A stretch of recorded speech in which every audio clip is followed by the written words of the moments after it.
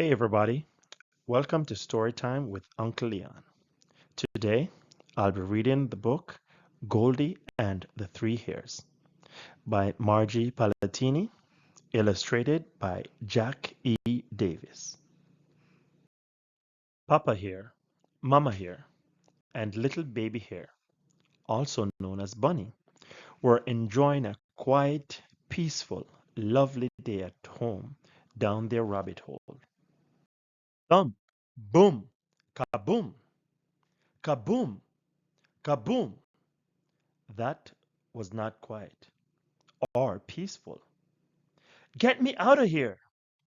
And that didn't sound lovely. What was that? Said Papa and Mamma. Quick, to the door, ran Bunny. A foot, he cried, peeking through the tiny window. A big little foot that belonged to a big little girl who fell down our rabbit hole and landed splat on our door stoop. I said, get me out of here! The hares hopped right over to help. What happened? Asked Papa Hare. How did you get here? Asked Mama Hare. Who are you? Asked Bunny. Questions, questions, questions. Can't you see this head of hair? I am Goldilocks. I was chased through the woods by three bears. I fell down your rabbit hole. And let me tell you, that first step is a lulu. And now my little foot is big and swollen, and I can't get out.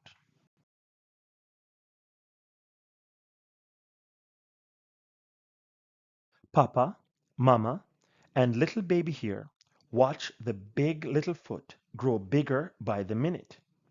There was just no way now to get you know who up and out of the rabbit hole with that foot swelling.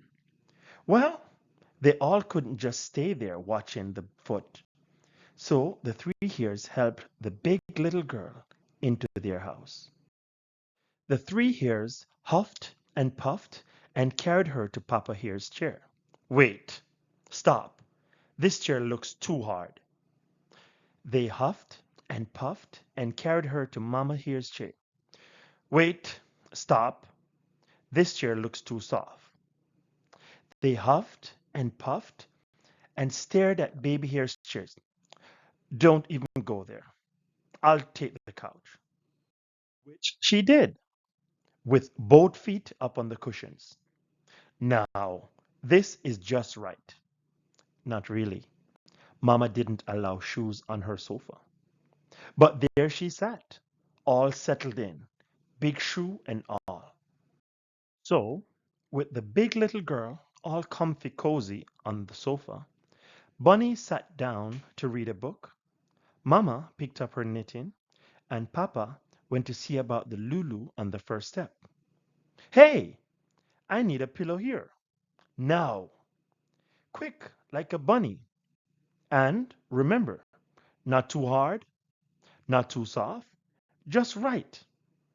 And get one for my foot too.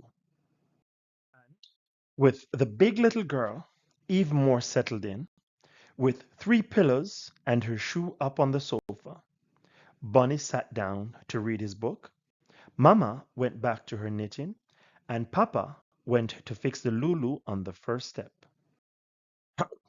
Huh? Haven't we forgotten something here? Like a blanket? I need a blanket. Too scratchy, too itchy, too big, too little, too hot, way too skimpy. Actually, I prefer cashmere. And somebody, turn up the heat, will you? Okay. Where's the clicker? Who's got the remote? What? No cable? You, baby bunny, ears. Go stand by the TV so I can get better picture.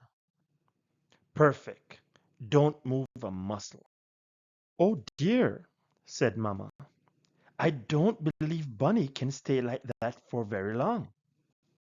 Luckily for the hares, the big little girl felt so comfy cozy and the TV program was so long and boring, she fell sound asleep. Mama sighed. How are we ever going to get her to leave? Papa came up with a marvelous plan. When you know who wakes up, she's going to be hungry. We're rabbits. All we have to eat are vegetables. Give her some carrots, spinach, and a little bit of cabbage, and she'll be running for the door, Bigfoot and all. Before we know it,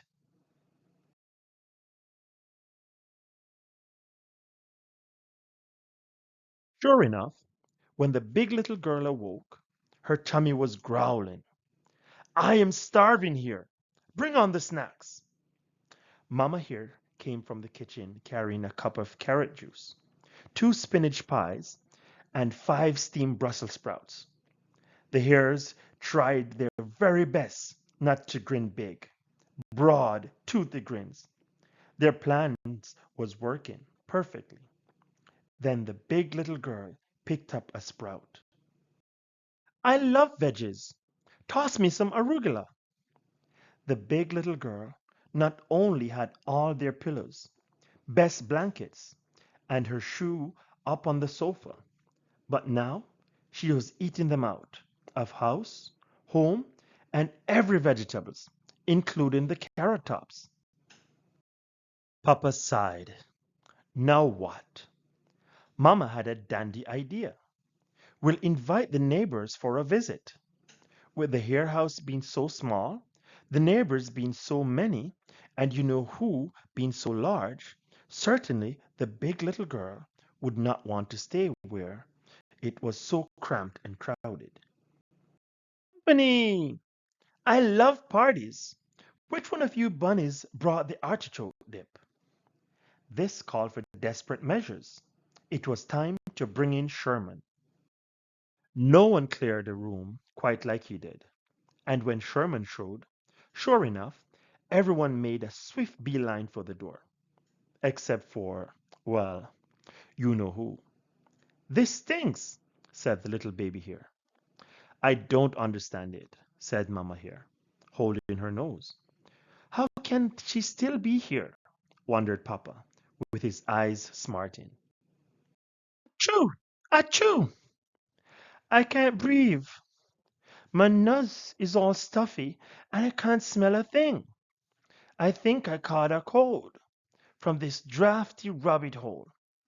I gotta get to bed and stay there till I get all better. Baby here saw this big little girl eyeing his just right little bed.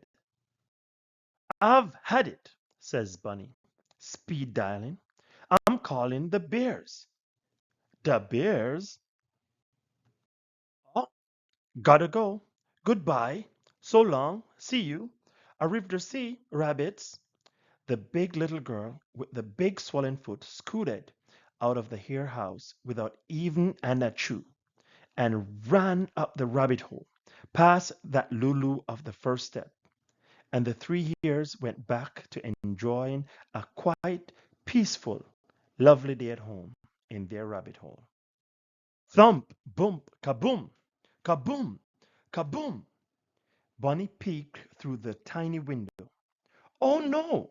It's another big little foot that belonged to another big little girl who fell down our rabbit hole and landed splat on our door stoop. Pardon me, I say, has anyone seen a white rabbit lately? I've got to fix that Lulu of a first step.